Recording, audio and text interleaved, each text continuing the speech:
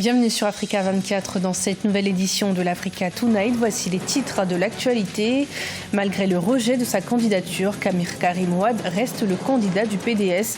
Le Parti démocratique sénégalais est toujours déterminé à ne présenter qu'un seul candidat à la présidentielle de février 2019. Dans l'actualité également, renforcement du commerce entre le Gabon et le Cameroun. Très impliqué dans la culture de l'huile de palme, le Gabon envisage d'en exporter au Cameroun voisin. Et puis le système des retraites peine à s'imposer en Afrique pour des raisons souvent culturelles. Rares sont les Africains à s'intéresser à ce marché. Pour remédier à cela, des réformes de libéralisation du secteur sont recommandées par les experts. Karim Wade et personne d'autre, telle est la volonté affichée par le Parti démocratique sénégalais. Après l'invalidation de la candidature du fils de l'ancien président Abdoulaye Wade, les partisans continuent de le soutenir. Ils comptent même entamer la phase de recherche de signatures. C'est un reportage de notre correspondant El Hadji Ndiaye.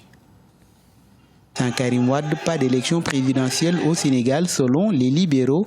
Le Parti démocratique sénégalais maintient donc la candidature de Karim Wade à la présidentielle de 2019 malgré son rejet sur les listes électorales.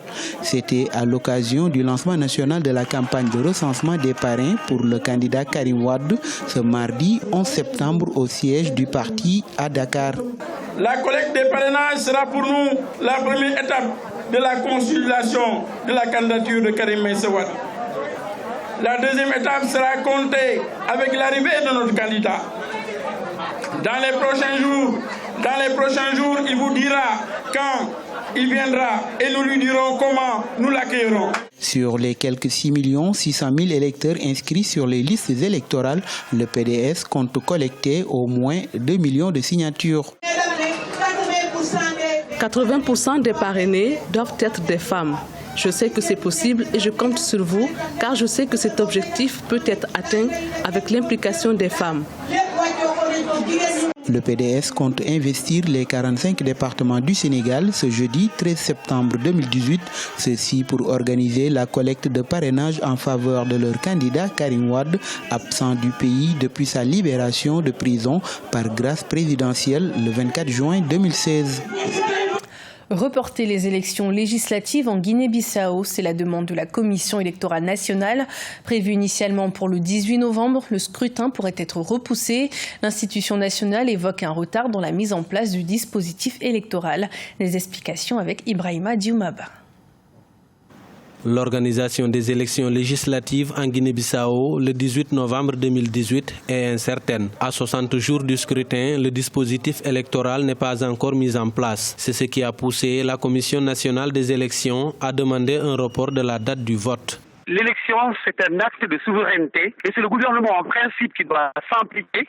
Il a été choisi pour cela et il a le mandat de cela pour organiser le scrutin à temps, avec maintenant les moyens de bord d'abord et ensuite compter sur la communauté internationale. Cette communauté internationale, on a constaté qu'elle semble être lassée de la situation de la Guinée-Bissau. Le bureau d'appui technique du processus électoral chargé des opérations de recensement des électeurs n'a toujours pas réceptionné le matériel électronique et les fonds promis par la communauté internationale pour l'organisation du scrutin tardent à se mettre en place. Même si l'argent est disponible et que le matériel est disponible, est-ce qu'on va respecter le délai d'1 mois établi pour le recensement électoral? Je pense que non. Ce qui veut dire que le départ est déjà faussé, mais les conséquences, maintenant, il faut les voir, puisque jusqu'à présent, ça crée une certaine confusion au niveau de la tête des Bissau-Guinéens, avec une stabilité très précaire. Nous ne savons pas exactement de quoi demain sera fait. Initialement prévu pour le 26 mai 2018, le renouvellement du Parlement bissau-guinéen a été reporté à cause notamment de la crise institutionnelle qui a bloqué le pays entre 2015 et 2018. La date du scrutin législatif a été fixée conformément à la feuille de route de l'accord de Lomé signé le 14 avril 2018 entre le gouvernement et les dissidents du Parti africain pour l'indépendance de la Guinée et du Cap-Vert. Le Gabon pourrait bientôt exporter de l'huile de palme à son voisin, le Cameroun. Il s'agit d'une filière que le Gabon a particulièrement développée ces dernières années et cela pourrait être bénéfique au Cameroun qui en importe près de 130 000 tonnes par an. C'est un sujet de Siamlo Victoria Seji. afin d'approvisionner les unités de production d'huile végétale raffinée en activité au Cameroun. Des opérateurs de la filière huile de palme au Gabon ont adressé aux raffineurs et au gouvernement camerounais une offre d'exportation de leur production. Depuis la relance du secteur, la filière huile de palme au Gabon consolide de belles performances avec une production atteignant les 138 700 tonnes métriques par an. La diversification de l'économie gabonaise produit déjà des fruits parce qu'on se rend compte que le Gabon est maintenant sur le marché de l'exportation de l'huile de palme. Il y a déjà eu presque 2 cargaisons. Il y a eu une première cargaison de 1800 tonnes, ce qui est une très bonne chose. Au Cameroun, le déficit structurel annuel en huile de palme brute est de 130 000 tonnes alors qu'il n'était que de 100 000 tonnes auparavant. Le pays importe en général chez les pays asiatiques comme l'Indonésie à des coûts onéreux. C'est vrai que ce que le Gabon produit à l'heure actuelle ne peut pas couvrir le déficit du Cameroun parce que le Cameroun a d'autres problèmes. L'Indonésie est bien plus loin et les coûts de transport vont être plus élevés. Donc c'est à l'avantage du Cameroun, n'est-ce pas, d'avoir un producteur à un pas de lui qui pourra, n'est-ce pas, se ravitailler en huile de palme.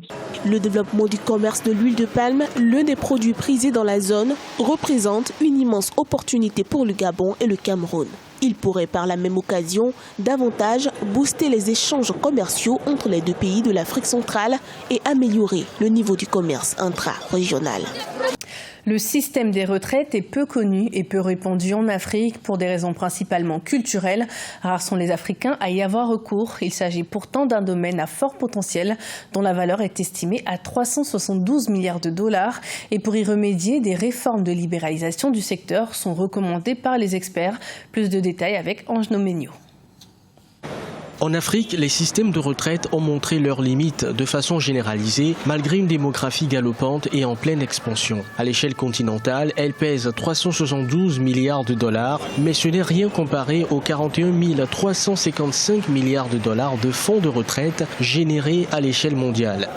Ce qu'il y a lieu de dire, c'est qu'on constate de plus en plus que le taux de recrutement baisse. Ce sont les agents en activité dont les cotisations servent à payer la retraite des gens qui sont allés à la retraite. S'il y a moins de cotisants parmi les agents en activité, évidemment cela va impacter sur les pensions de retraite des agents qui sont déjà à la retraite. Ce qu'il y a lieu de dire aussi, c'est qu'il faut dire que ces dernières années, quand même, l'espérance de vie a fortement augmenté. Ce qui fait donc que le taux de retraités en vie va augmenter. Pour renforcer la part de ces fonds aux retraités et à l'économie de façon générale, un certain nombre de mesures doivent être prises par les États africains. Il faut agir sur le relèvement du taux de cotisation et de la part contributive de l'État pour améliorer, parce qu'aujourd'hui les conditions de vie sont de plus en plus difficiles, pour non seulement améliorer le traitement des agents à la retraite, mais également augmenter le nombre de cotisants. À savoir, il faudrait qu'il y ait un effort de la part des États en termes de recrutement de nouveaux agents.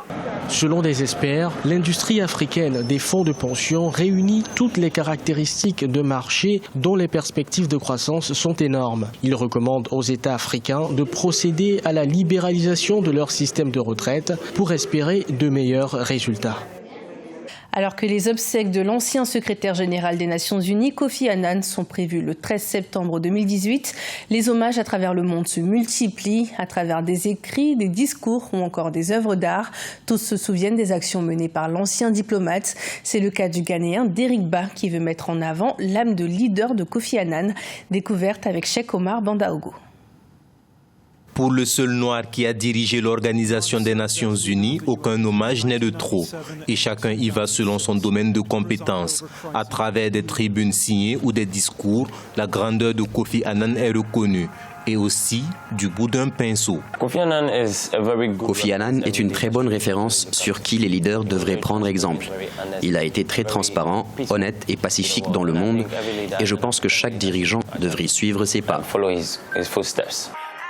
Une semaine après le décès de Kofi Annan, Derrick l'avait d'abord peint en utilisant de la peinture en aérosol lors d'un festival de graffiti à Accra.